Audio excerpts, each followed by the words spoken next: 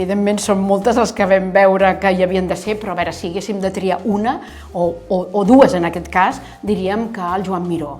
El Joan Miró perquè és l'artista referent, l'artista far del segle XX i el que realment ha tingut després més predecessors. Vull dir, l'art realment contemporani va canviar gràcies al llenguatge de Joan Miró.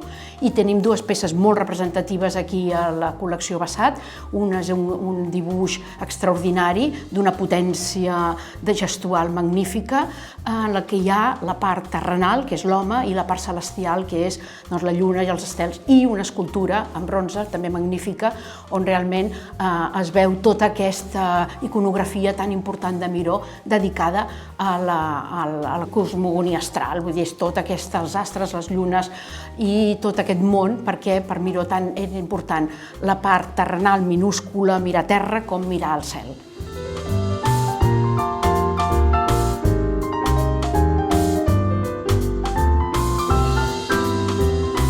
Bé, jo diria que un dels referents més importants també de l'art a Catalunya ha estat l'Antoni Tàpies.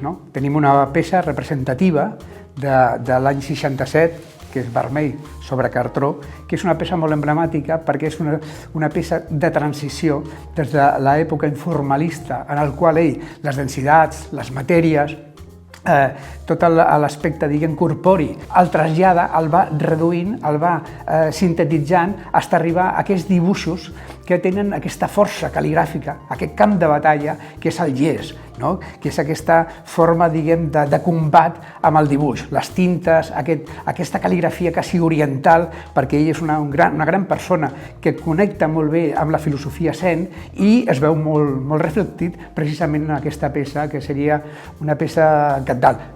Dic també que és un referent dels artistes contemporanis del seu moment i que ha creat una escola molt important. I també podríem dir que el suport sobre cartró, que és realment un suport poc habitual, evidentment, amb els artistes, doncs el Tàpies l'utilitza justament per posar en valor els elements i els conceptes més senzills. Per ell, en els elements pobres hi ha les idees essencials i les idees més transcendentals. Seria una mica això, no? També, el Tàpies. I dir també que en la peça aquesta concreta que tenim aquí a l'exposició es poden apreciar les ferides que l'Antoni Tàpies fa sobre, diguem, el paper, sobre el cartró.